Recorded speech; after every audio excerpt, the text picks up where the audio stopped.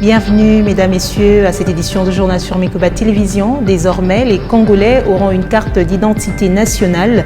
L'opération de délivrance de ce document a été lancée lors d'une cérémonie présidée par le chef de l'État, Félix Antoine Tshisekedi. Et puis clôture de l'année scolaire ce samedi 1er juillet 2023 au complexe Les Rachetés. Les élèves, petits comme grands, ont démontré à leurs parents et tuteurs les connaissances apprises en classe. Nous parlerons également culture dans ce journal, Mutumabe et le nouveau clip du chanteur Pison Zubaboy. Ce nouveau son, gardant son style, transmet un message d'amour avec de la mélancolie. Voilà tout pour le sommaire, place à présent au développement.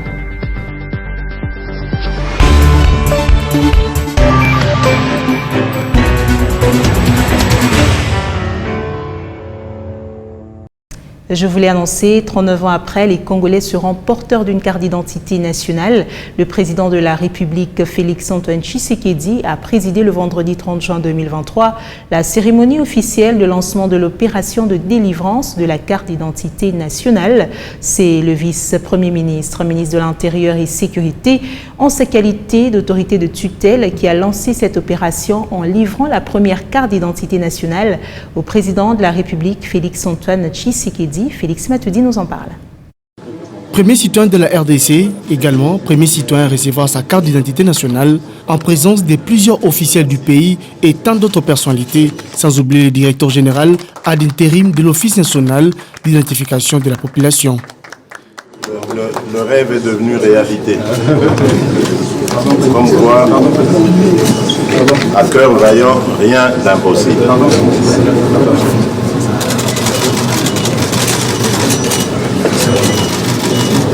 Avec le lancement officiel de cette opération de délivrance de la carte d'identité nationale, le gouvernement Sama Lukonde prouve à suffisance sa détermination à doter les pays du fichier général de la population, une première depuis 1984. Cette opération vient aussi matérialiser la mutualisation des opérations d'enrôlement, d'identification et de recensement de la population voulue par le gouvernement Sama Lukonde selon son programme d'action 2021-2023. Rendez-vous manqué en 2006, rendez-vous manqué en 2011, rendez-vous manqué en 2018, rendez-vous rencontré sous votre leadership, Excellence, Monsieur le Président de la République, en 2023. Dans son monde des circonstances et des lancements de cette opération, le patron de la territoriale, comblé de joie, a rendu hommage au chef de l'État qui a impulsé et rendu possible ces grands événements. Maître Peter Kazadi a par ailleurs donné plusieurs avantages liés à cette opération de délivrance de la carte d'identité nationale à travers le pays avant d'inviter la population congolaise à s'approprier ce processus. J'ai pris le ferme engagement de doter les citoyens congolais d'une carte d'identité nationale. De la population fiable répondant aux besoins de l'efficacité de la gestion de sa démographie démocratique du Congo. Cette opération a été promise par le chef de l'État dès son accession à la magistrature suprême. Prenant cette actualité en bref, le service national affirme avoir accru sa production de maïs de 1000 tonnes en 2019 à plus de 15 000 tonnes en 2023, a affirmé le général-major Kassongo Kabwik, coordonnateur de cette structure. Il estime qu'en 4 ans, le service national sous son commandement a réalisé une performance au-delà des prévisions. En augmentant la capacité et les moyens de production, le service peut réaliser des résultats impressionnants selon le général-major Kassongo Kabwik. Pendant le Kasaï central, au total 77 projets ont été réalisés dans une année. Ces réalisations ont été portées au public par le gouverneur de la province, John Kabea Chikai, lors d'un meeting populaire tenu sur la place Mukingesha Bantou. Au cours de ce meeting d'1h30, le gouverneur de province a invité la population à bannir toute forme d'antivaleur pour le décollage du Kasaï central. C'est devant les forces vives du Kasaï central, composées des partis politiques membres de l'Union sacrée de la nation, des autorités politico-administratives, bref, toutes les sommités de la province, que John Kabia Chikayi, gouverneur de la province du Kasaï central, surnommé Wanzambi, a choisi pour rendre compte de sa gestion d'une année, déjà passée à la tête du Kasaï central. Et tout ceci commence par... Ensuite, interviendra quelques chansons de gloire exécutées par les femmes militaires et policières avant que le chef de l'exécutif provincial étale ses réalisations. S'agissant de celle-ci, John Kabia Chikayi présente 77 réalisations, dont certaines exécutées sur fonds propres du gouvernement provincial et d'autres avec l'appui du gouvernement central. Elles sont regroupées dans la sécurité, les sociales, l'économie, la santé, l'éducation, l'environnement, les sports, la justice, les infrastructures, ainsi que l'énergie. John Kabia Chikayi.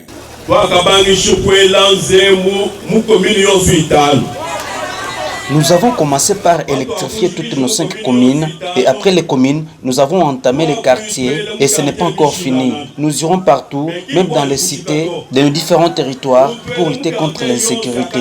Parce que depuis que nous avons mis l'éclairage public sur la ville de Kananga, nos frères taximens conduisent actuellement jusqu'à minuit, contrairement au passé. Et on n'a jamais entendu un cri de détresse.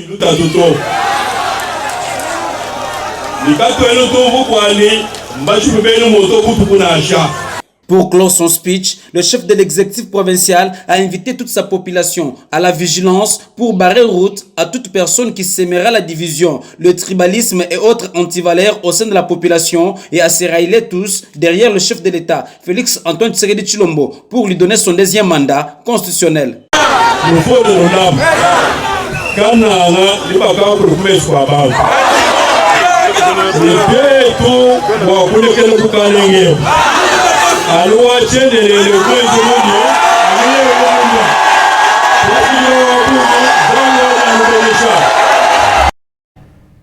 Et puis, à l'occasion de la célébration du 63e anniversaire de l'indépendance de la République démocratique du Congo, la compagnie minière de Moussonoï a choisi d'offrir à ses employés des vivres pour leur permettre de célébrer en famille cette fête nationale. Un geste plutôt bien accueilli par le personnel congolais de Comus qui a remercié les responsables de l'entreprise pour ce geste. Teddy Dizamba. Comme au quotidien, la compagnie minière de Moussonoï accompagne ses employés dans différentes fêtes nationales. Aujourd'hui encore, à l'occasion de la célébration du 63e anniversaire de l'indépendance du Congo démocratique, les responsables de ces géants miniers ont fait le don des vivres au personnel congolais de la compagnie. Donc, Comus toujours s'engage à donner des cadeaux à notre travailleur pour la fête importante chez nous. Et puis même, c'est aussi les jours importants pour nous aussi. Et puis on s'engage aussi d'améliorer toujours les conditions de travail, la sécurité pour nos travailleurs. Et puis on avance, alors il y a toujours des petits pépins chez nous ici, je sais. Mais on va avancer toujours pour les biens de notre entreprise. Pour ces Congolais, employés de la compagnie minière de Moussonoï, ce énième geste de dirigeant de l'entreprise est une marque d'affection envers eux. Nous avons l'immense privilège d'abord d'avoir une entreprise magnifique avec nous. C'est à l'occasion du journée de l'indépendance de notre pays que notre entreprise Comus, il a dit au fait, il doit participer à cette fête avec nous, ses employés congolais. Et voilà l'acte qu'il a réalisé à notre faveur. Il nous a donné quelques denrées alimentaires pour participer à cette fête qui est de la journée de l'indépendance de notre pays. L'acte que Comus vient de réaliser aujourd'hui en 2023, le 30 juin, ce n'est pas seulement aujourd'hui que cet acte vient de se réaliser. À chaque fois qu'il y a la date du 30 juin de l'indépendance de notre pays, l'entreprise Comus n'a jamais fermé ses bras. Il a toujours soutenu cette journée en faveur de ses employés. Tout ce que nous demanderons encore plus, qu'il continue toujours à manifester cette bonne volonté à notre faveur. C'est un signe de social qu'il est en train de manifester pour nous, ses employés congolais. La compagnie minière de Moussonoï compte bien poursuivre ses objectifs sociaux envers son personnel. C'est notamment l'amélioration des conditions de vie.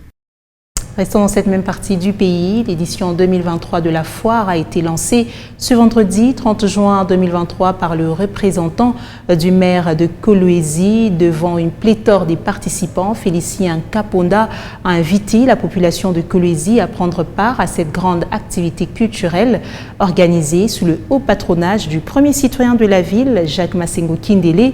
Pour le responsable de la maison Capi Productions, la particularité de l'édition 2023 réside dans la promotion des artistes locaux dans leur diversité. Du 30 juin au 31 août 2023, soit 2 mois, la population de Kolwezi aura l'occasion de passer ses vacances en bonne compagnie. C'est sous le haut patronage du premier citoyen de la ville, maître Jacques Massengo Kindele, que la maison Capi Production a officiellement lancé ses activités de la foire culturelle 2023. La cérémonie inaugurale a eu lieu dans l'après-midi de ce vendredi 30 juin 2023 par les représentants des maires de Kolwezi, qui a procédé à la coupure du ruban symbolique bien avant le lancement de la cérémonie proprement dite. Au nom de l'autorité urbaine, Félicien Kaponda a invité toutes les couches de la population de Kolwezi à prendre part à cette activité culturelle qui apporte une nouvelle énergie dans les chefs-lieux de la province du Lualaba. Il a par ailleurs loué l'organisation de cette initiative. En voyant tout ce qu'on a fait ici, j'aurais tout de même en tout cas félicité l'organisateur. Ça m'a beaucoup émerveillé. Et tous ceux qui viendront, ils verront que c'est vraiment, si ce n'est pas à la une ou bien la première fois à Kolwezi, ça sera peut-être une deuxième. Et à cela, j'invite beaucoup, les jeunes gens surtout, de venir en tout cas se divertir ici. C'est très très très bien au lieu de passer le temps dans des choses impossibles ou inutiles. Ça va prendre 2 mois. C'est bien de passer ici, voir comment est-ce que les choses évoluent. La particularité de l'édition de cette année 2023 demeure la promotion des artistes dans leur diversité, y compris les dispositions sécuritaires de personnes et de leurs biens, a laissé entendre l'organisateur. La ville n'a pas accompagné mon sécurité. Morona m'a montré et tourne à 4 éléments à police. La ville nous a accompagnés avec la sécurité, car sur place, nous avons des éléments de la police. Nous avons pris les dispositions pour l'encadrement des mineurs.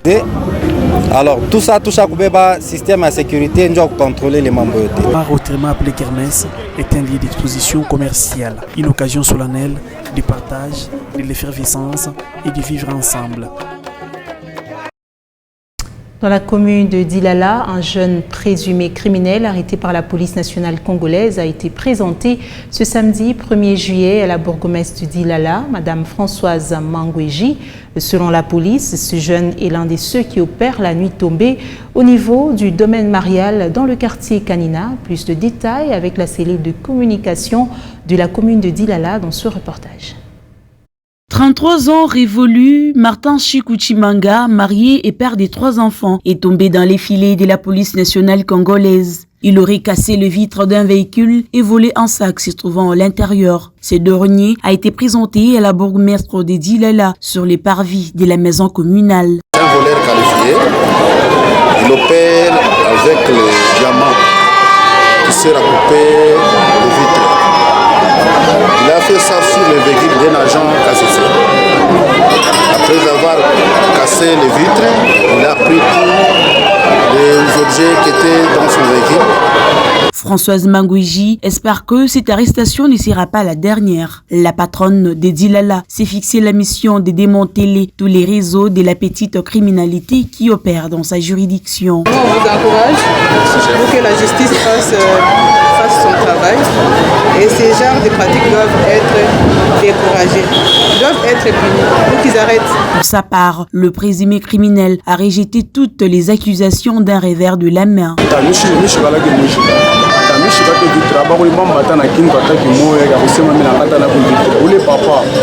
Il dit « Je n'ai jamais été un voleur. Je suis un motocycliste. Ici, papa m'a arrêté sans avoir aucune preuve. Et voilà qu'il m'accuse de vol. » Répondant à l'appel des élus provinciaux qui fustigent la petite criminalité dans plusieurs coins de la ville de Kolwezi en général et la commune de Dilala en particulier, Françoise Mangweji, bourgmestre de Dilala, a donné des moyens conséquents aux services de sécurité en vue de mettre un terme à cette gangrène. Déjà, son action porte des fruits escomptés. Parlons éducation, le complexe scolaire Les Rachetés a clôturé son année ce samedi 1er juillet 2023. Les élèves de cette école ont démontré devant les parents un échantillon des notions apprises en classe de leurs encadreurs. Reportage. Honneur aux plus petits. D'abord les bambins de la maternelle, ensuite les élèves de la primaire ont à tour de rôle étalé leur savoir-faire au travers des récitations, des sketchs, chants, déclamations des poèmes et bien d'autres activités.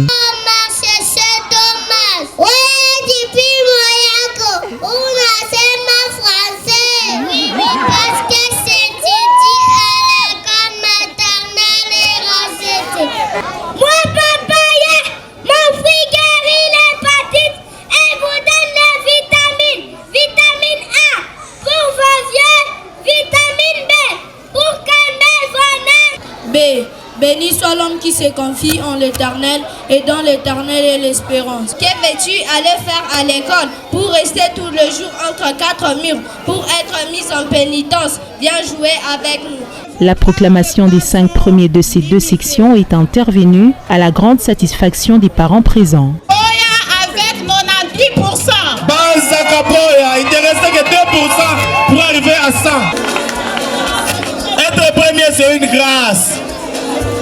Après cette étape, c'est l'inscription des enfants pour l'année scolaire prochaine, confirme François Kabangué, coordonnateur du complexe scolaire Les Rachetés, qui invite les tuteurs au renouvellement de confiance à cette école. Le projet éducationnel, c'est un projet à refaire et à parfaire. C'est vrai qu'on n'a pas eu seulement des roses, il y a aussi quelque chose qui n'a pas marché, mais nous demandons toujours aux parents, vu que ce sont des partenaires privilégiés pour nous, nous leur demandons à tout moment de pouvoir aussi nous accompagner, parce que c'est nous qui avons beaucoup besoin plus des parents. La première phase débute déjà le lundi, donc aujourd'hui après la proclamation, le lundi déjà nous débutons encore avec la première phase. Une fin d'année remplie de surprises. C'était des instants de joie pour les élèves ainsi que les familles. Quelques-unes d'entre elles se sont vues être récompensées par des brevets de fidélité. Parlons économie, dans ce journal, le conseil d'administration du Fonds monétaire international a conclu ce 28 juin 2023 la 4e revue de l'accord de facilité élargie de crédit pour la République démocratique du Congo.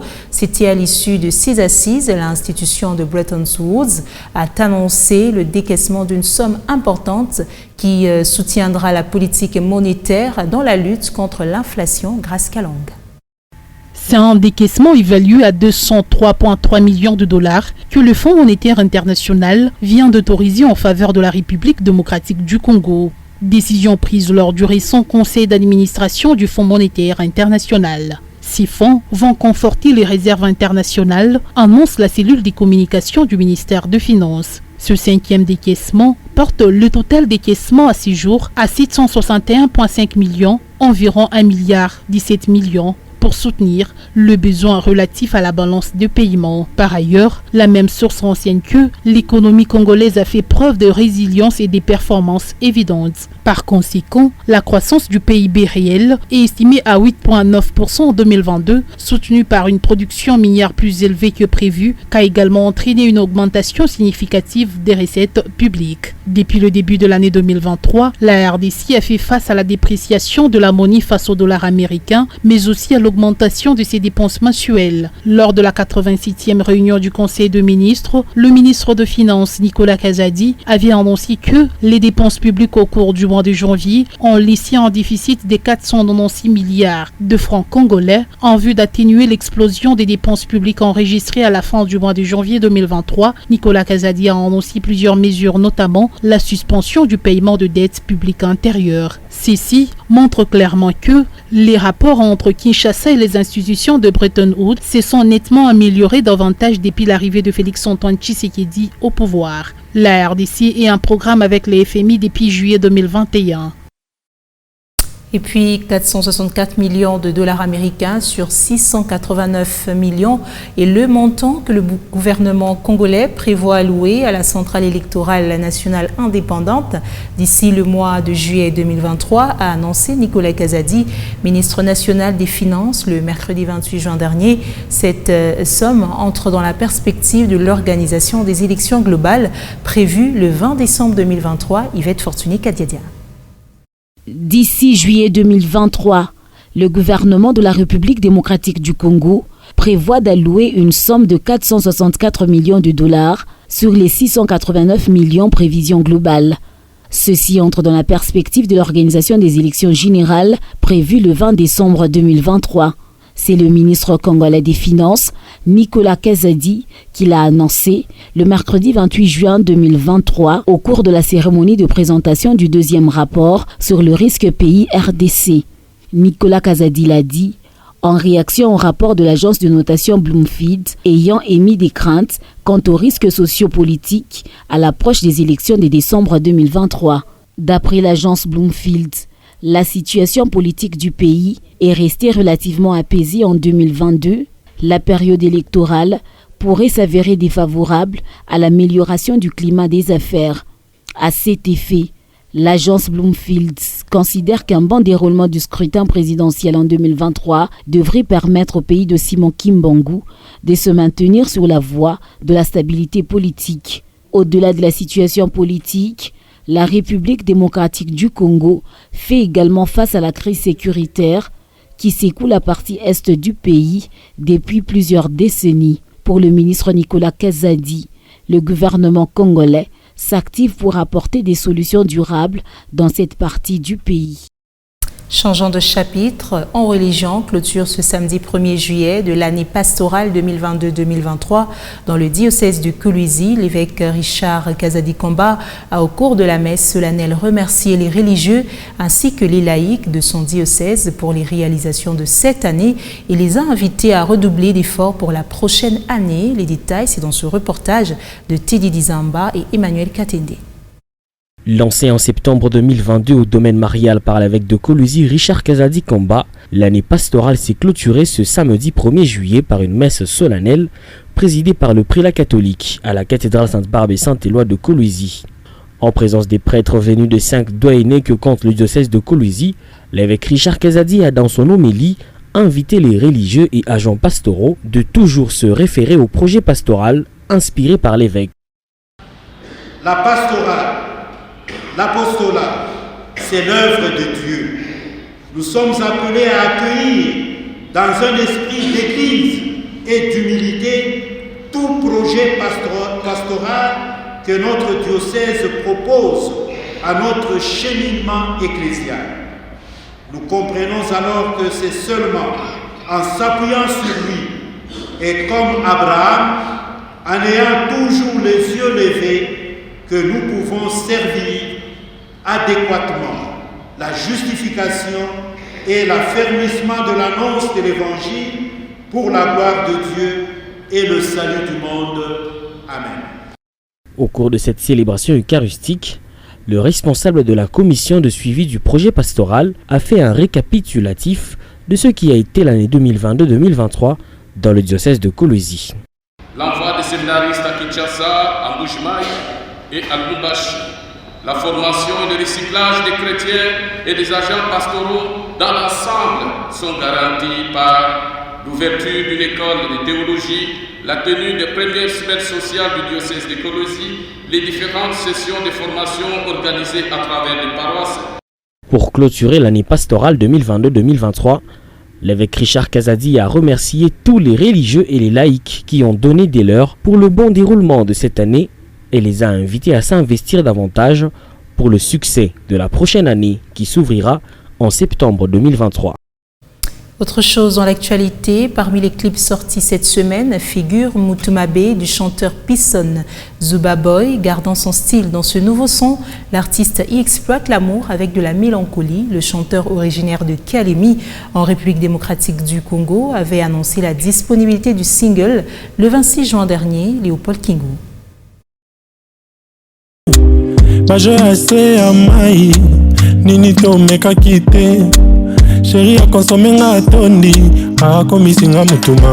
Mutumabe est disponible depuis le début de cette semaine sur plusieurs plateformes de téléchargement comme l'a annoncé l'artiste.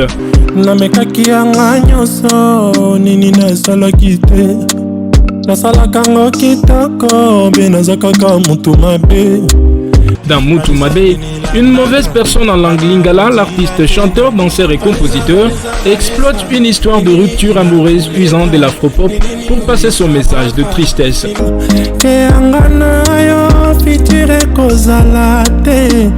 bolingo na biso ezalaki aleton présent okende na ya ekomisinga zoba lelo nandimi maloba oyo loba.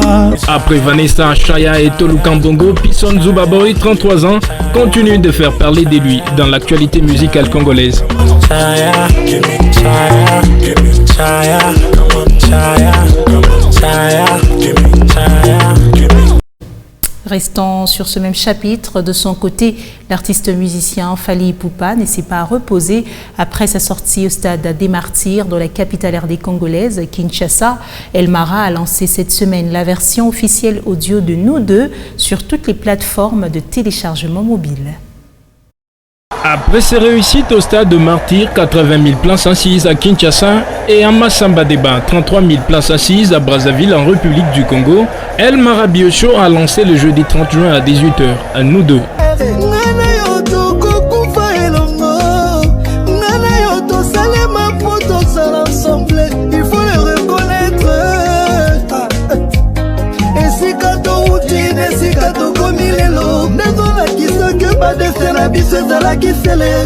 Du point de vue thématique, Nous deux envisagent d'être joués dans toutes les fêtes de mariage pour célébrer l'union entre l'homme et la femme.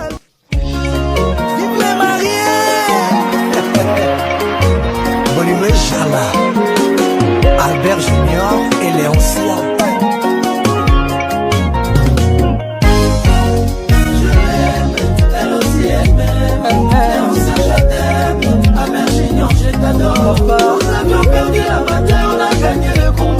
Nous deux complètent l'album Formule 7 rendu public récemment avec des titres comme Doc Jeff, Cœur Amouré, Afsana et De La Renta.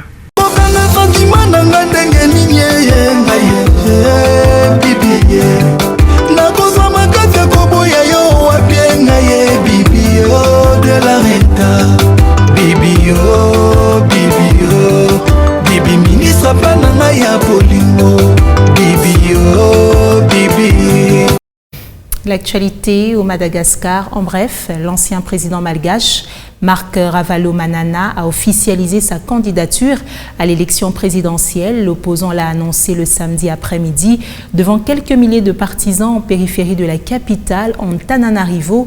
À l'occasion de la clôture du congrès national de son parti, il a fustigé l'appauvrissement de la grande île, les coupures d'électricité ou encore la mauvaise gouvernance lors de son discours. À présent, mettons un terme à ce journal par la revue de presse. Suivez. À la une de l'actualité en ligne cette semaine, les propos du chef de l'État en Mbuji-Mayi à l'occasion du jubilé d'argent de l'évêque de cette ville. À ce sujet, Média Congo titre Félix Tshisekedi dénonce une dérive dangereuse au sein de l'Église catholique. Pour ce média, dans son discours au stade Kachala Bonzola, à l'occasion de la célébration le dimanche 25 juin de 25 ans de vie épiscopale de l'évêque de Mbuji-Mayi, le président de la République Félix-Antoine Tshisekedi n'est pas allé par le dos de la cuillère pour dénoncer ce qu'il qualifie de dérives dangereuses au sein de l'Église catholique de la République démocratique du Congo. Du côté de l'Église, la réaction n'a pas tardé. Média Congo titre Le conseil de Fulgence Mouteba à Tshisekedi. Pour Monseigneur Fulgence Mouteba, Tshisekedi a intérêt à se libérer d'une part des lobbies des pasteurs et des charlatans assoiffés d'argent et d'autre part des courtisans de son ethnie ainsi que de fanatiques de l'UDPS. Un autre sujet phare de l'actualité cette semaine, c'est la 63e commémoration de l'indépendance. Radio Okapi titre à ce sujet, l'année 2023 est une année des élections à RDC, persiste Félix Tshisekedi. Les médias onusiens mentionnent que lors de son discours à la nation à l'occasion de cette fête, le président de la République a réaffirmé sa détermination à aller vers les élections dans les délais constitutionnels. Elles sont prévues dans 6 mois. À ce sujet, Actualité.cd exploite le point de vue des autres acteurs politiques comme celle de Moïse Katumbi et titre « Notre sécurité n'est menacée que pour ceux qui ont peur des élections et qui cherchent par tous les moyens à éviter la sanction du peuple. » L'autre actualité ayant également marqué cette semaine est la rencontre entre la CENI et l'opposition. Actualité.cd titre RDC, audit externe du fichier électoral par un cabinet indépendant. Denis Kadima va soumettre la proposition de l'opposition à la plénière de la CENI. 7sur7.cd aborde la même orientation de cette actualité en précisant qu'au sujet de l'audit, Martin Fayoulou a fait savoir que Denis Kadima a promis de soumettre la question à la plénière de cette institution d'appui à la démocratie en vue d'y apporter une réponse d'ici la fin de la semaine prochaine. Fin de la revue de presse de cette semaine, le rendez-vous est fixé à la semaine prochaine pour découvrir d'autres sujets à la une de l'actualité en ligne. Mesdames, Messieurs, c'est la fin de ce journal sur Micba Télévision. Merci de votre attention soutenue. Surtout, prenez bien soin de vous. Au revoir.